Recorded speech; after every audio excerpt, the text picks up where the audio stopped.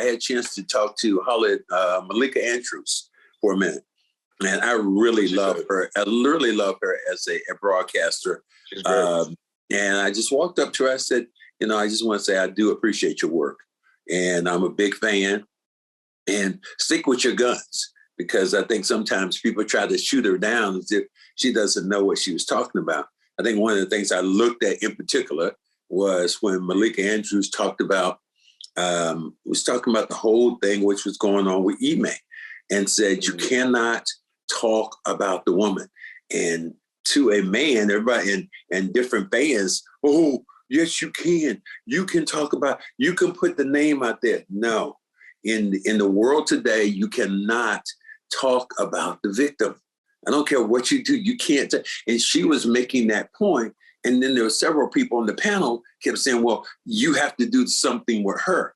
No, as long as Ime was her subordinate, and she was Ime's subordinate, then I think that was always going to be more of a problem.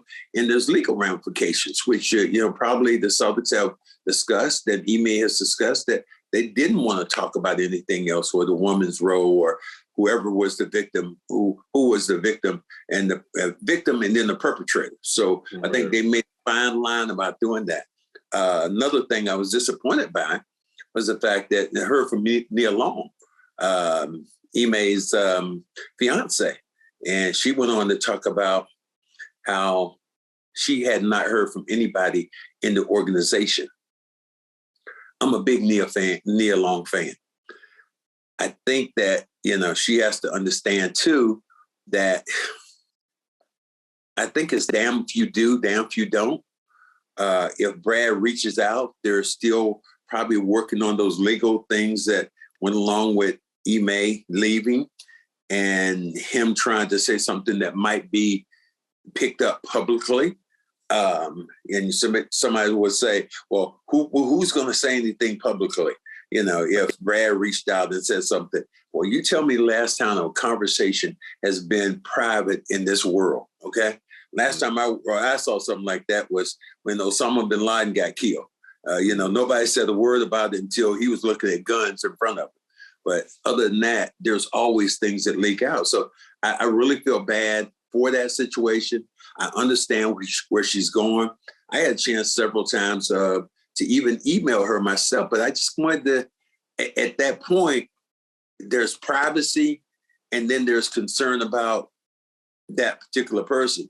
And she said, well, she felt like she was family and nobody in the organization reached out to her. And I was really disappointed on both sides of that, from that standpoint of nobody reaching out, but at the other standpoint of understanding that there's a lot of stuff going on in the background that the Celtics might not want to open up that can of worms. Yeah, it's a tough spot. That's a really tough spot to be in.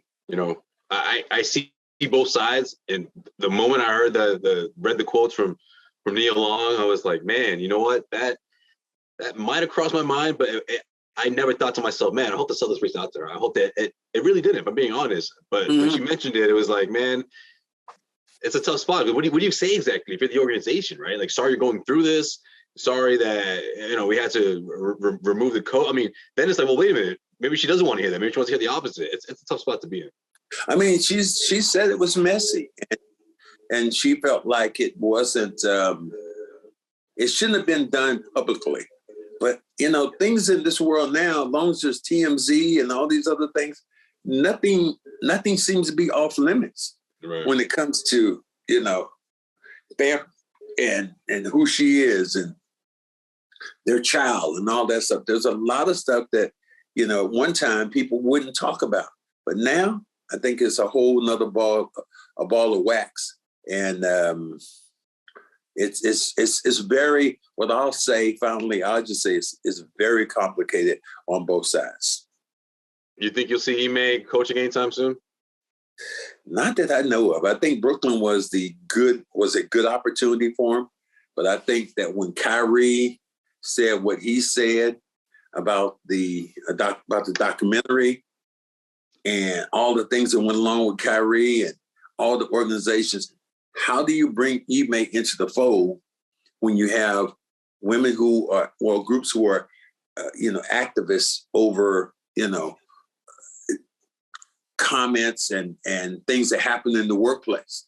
Thinking, isn't there somebody now that's on NBC Good Morning America or one of those shows, gentleman right now is having an affair with somebody, and they're saying, they're looking at him saying, how do we bring him back? So it's just an ugly situation what happened.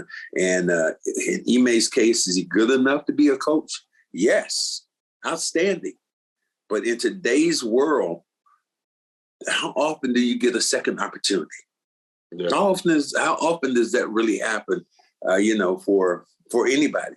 And I'll say it publicly, especially for a coach of color. How often does he get an opportunity to get another chance at the wheel? Right. After do it like this, after he screwed it up. Yeah, right. That's true. It's not very often. And you know what? I feel like the fact that everything was premature and that everyone assumed, or the reports popped out almost immediately at the Brooklyn Nets let go of Steve Nash, that he was going to be the next one in line, then came the backlash. So I think it almost makes things worse for Ime, because it was like, man, 2 months later, after he's handed his suspension, or less than 2 months, he's lined up to get a head coaching job in the NBA again, and there was backlash immediately. It was so much pressure that the Brooklyn Nets, they balked on it. Let's face it, like they balked on that decision. They were gonna hire Ime, they were gonna bring him in, and then they're going with Jacques Vaughn, and then now it's like, man, which organization across the league is gonna take that risk of trying to bring in Ime, knowing that backlash is coming? It's coming one way or another.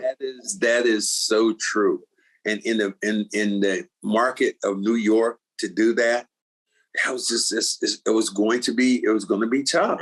Right. And Max, he can't go to college. Let's face it. I think in Ime's case, I think that he might have to work his way back. And if you work your way back, you started being an assistant coach. Yeah, but Max, with this type of staying though, going to college, working with younger women around. I'm talking about the assistant coach in the pros. Okay. Maybe you can work backwards like that. And I know he probably wouldn't want to take a subservient role, but that might be the path that he has to go back in to, show everybody that essentially he's doing the right thing.